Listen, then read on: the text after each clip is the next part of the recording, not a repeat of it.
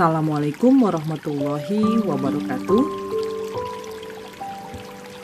Berjumpa kembali dengan saya dalam bahasan akuntansi keuangan syariah, di mana pada kesempatan kali ini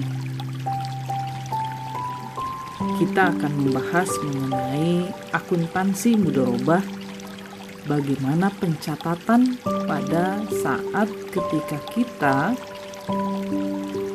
bertransaksi mudharabah.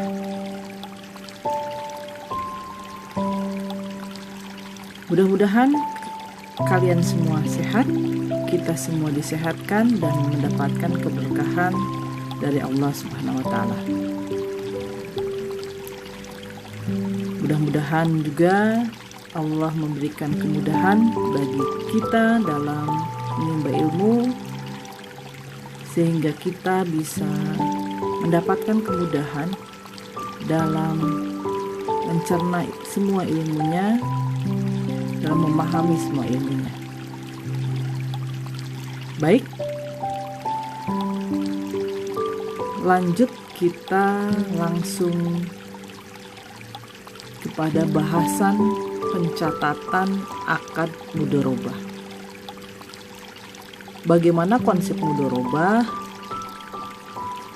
itu sudah dibahas di pertemuan sebelumnya. Kali ini kita akan membahas bagaimana akuntansinya.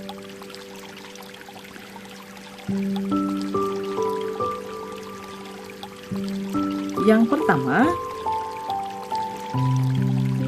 pada tanggal 1 Januari terjadi akad dan pemilik dana menyerahkan dana sebesar 200.000. Periode akad 2 tahun. Nisbah bagi hasilnya pengelola dan pemilik dana 3:1. Jadi itu ilustrasi kasusnya, ya. Terjadi akad mudharabah, modalnya 200.000, akadnya 2 tahun. Nisbah bagi hasilnya 3:1. 3 bagi pengelola dan 1 pemilik dana. Nah, ketika sohibul mal menyerahkan sejumlah uang 200.000, maka sohibul mal mencatatnya sebagai pengeluaran kas, ya. Kemudian dikeluarkan 200.000 itu untuk apa? Untuk investasi mudharabah. Jadi investasi mudharabah bertambah, kas berkurang.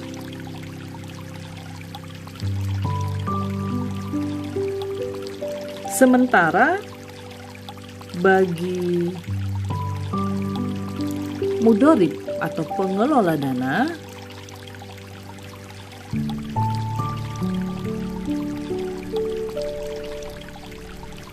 kita transfer sejumlah uang, atau Anda transfer sejumlah uang 200.000, Anda ditransfer uang 200.000, maka kas bertambah dan dana syirkah temporernya bertambah 200.000, ya.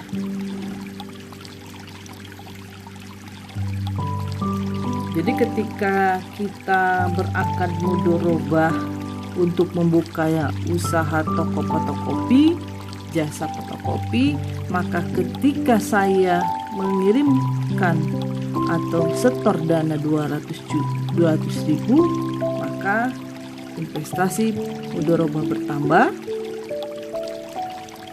kemudian kas saya berkurang. Dan sebaliknya, saudara yang sebagai pengelola usaha jasa fotokopi, maka kasnya bertambah, dana syirkah temporernya juga bertambah. Bisa dipahami, ya?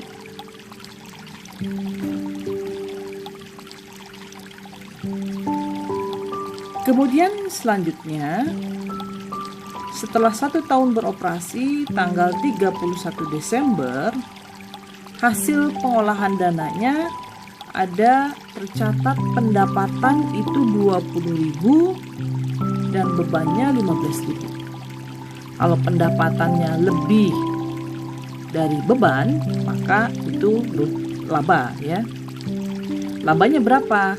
Labanya pasti 5.000. 20.000 kurangi 15.000. Ya. Nah, itu pendapatan yang harus dibagi hasilkannya, itu yang 5.000. Ya.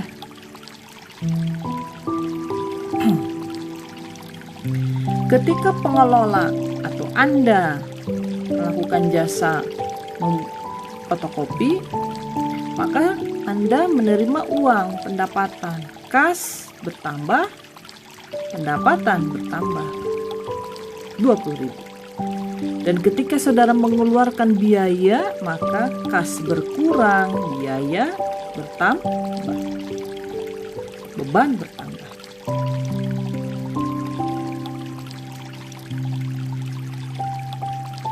Nah, pendapatan dan beban itu harus ditutup. Maka ketika penutupan, pendapatan kita tutup, beban juga kita tutup. Yang ini kita tutup. Tadinya kredit jadi debit.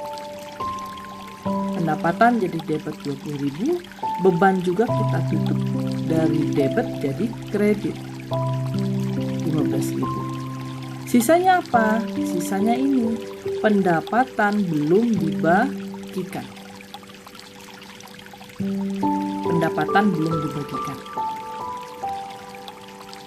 Karena memang belum dibagi, ya.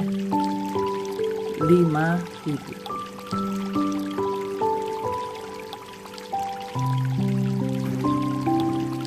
Nah, yang 5.000 tadi sekarang akan dibagi hasilkan. Akan dibagi.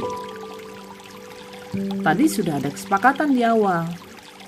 Pengelola dana itu 3, pemilik dana itu 1.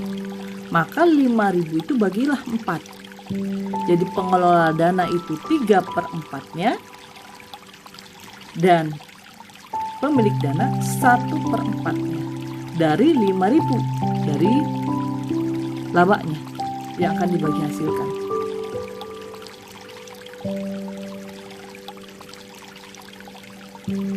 Nah, jadi nanti si pengelola akan membagikan uang 5.000 itu kepada dirinya sendiri dan kepada saya selaku pemilik modal. Berarti dia mengeluarkan uang 5.000 kas, ya. Kemudian pendapatan yang tadi yang belum dibagikan menjadi berkurang sejumlah 5.000. Tadi kan pendapatan belum dibagikannya di kredit, sekarang jadi di debit, ya.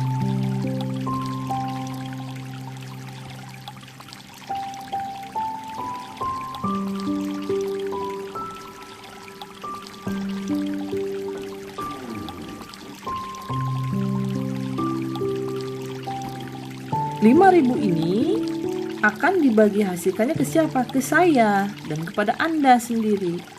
Maka saya mendapatkan uang 5.000 dibagi porsinya, dikali porsinya 1/4-nya.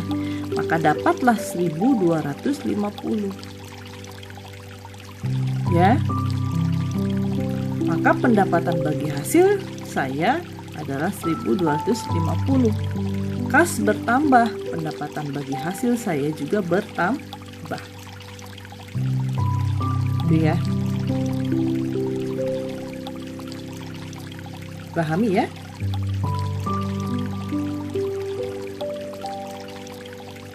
Itu jika langsung dibagi, ya. Nah, bagaimana ceritanya ketika hasilnya itu tidak langsung dibagi? Nanti sekian periode baru dibagi, sekian waktu baru dibagi. Maka ketika diumumkan bagi hasil itu akan mendapatkan sekian rupiah, maka saya ketika pengumuman nih akan mencatatnya sebagai piutang bagi hasil dan pendapatan bagi hasil. Piutang bagi hasil bertambah, pendapatan bagi hasil bertambah.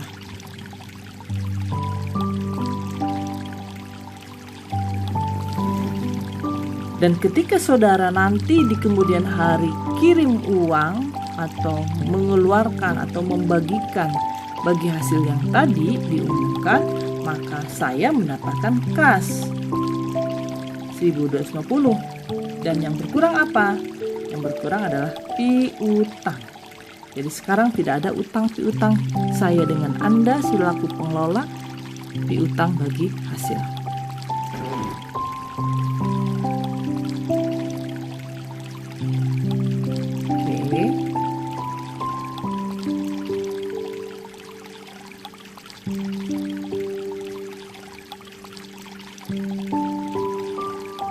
Jadi penyajian laporan keuangannya itu karena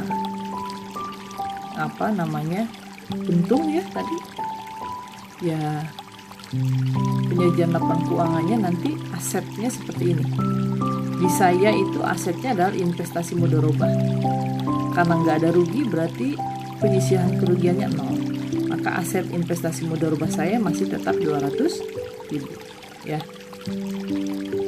Kalau di Anda itu di sisi sebelah kanan yaitu utang, dana syirkah temporer dan ekuitas itu tetap juga karena tidak ada yang namanya kerugian ya. Jadi dana syirkah temporer tetap 200.000 ya. Nah, bagaimana kalau seandainya kita rugi? Ternyata tadi nggak untung, ternyata rugi. Tahun kemudiannya itu, tahun berikutnya rugi. Ruginya pendapatannya 15.000, bebannya 20.000. Maka ketika Anda mendapatkan sejumlah uang pendapatan, maka kas bertambah. Pendapatan bertambah 15.000.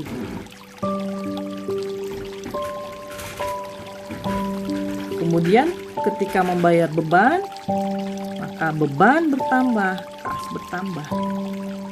Ya. Beban dan pendapatan harus tutup, dibalikan. Pendapatan tadinya kredit jadi debit. Pendapatan 15.000 ya. Dan beban 20.000 dibalik juga. Sisanya apa? Sisanya penyisihan kerugian. Penyisihan kerugian.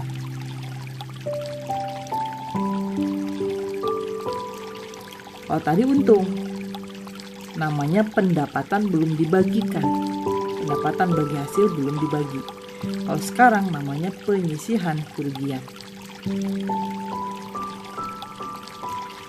Dalam konsep mudharabah yang namanya rugi, jikalau tidak ada kelalaian si pengelola, maka akan ditanggung oleh pemilik dana.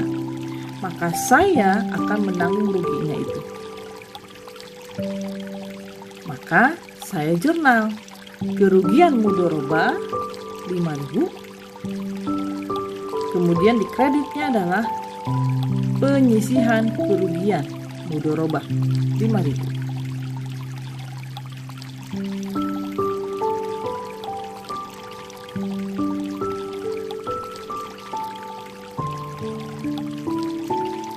Ya.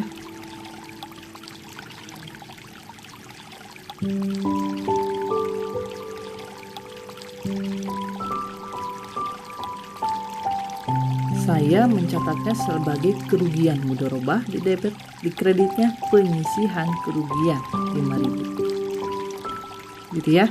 Karena saya menanggung semua kerugian itu. Jadi nanti di akhir seperti apa? Di akhir ya ada yang namanya kerugian.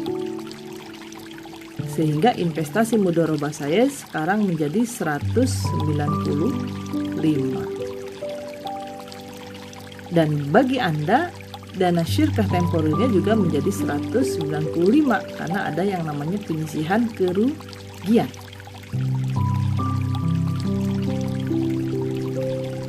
Ya.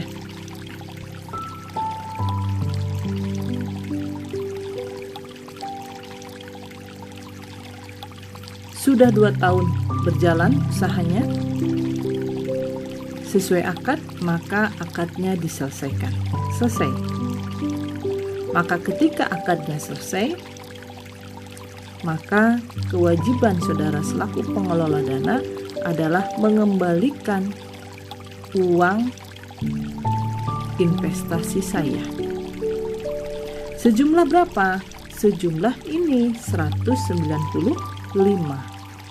Karena pernah rugi. Kalau tidak pernah rugi, maka tetap 200.000.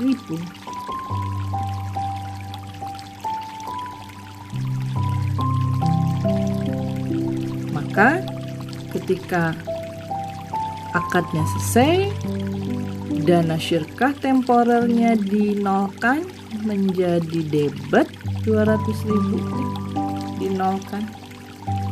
Kemudian kasnya karena uang akan distorkan kembali kepada saya 195.000. Kemudian penyisihan kerugian juga tadi muncul kan di debit, sekarang jadi di kredit, sehingga sekarang penyisihan kerugian menjadi 0.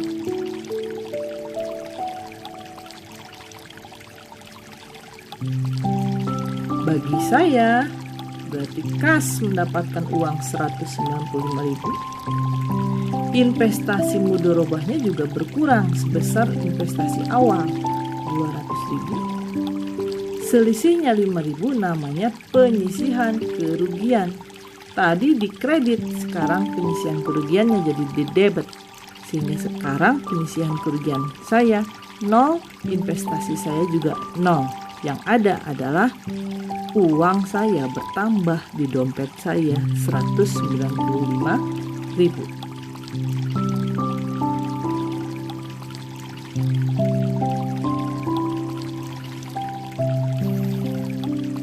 Demikian penjelasan saya terkait pencatatan di transaksi akad mudorobah. Mudah-mudahan bermanfaat dan semoga kalian semua bisa cepat paham. Kita semua dimudahkan dalam mempelajari semua ilmunya. Mohon maaf atas segala khilaf dan terima kasih. Assalamualaikum warahmatullahi wabarakatuh.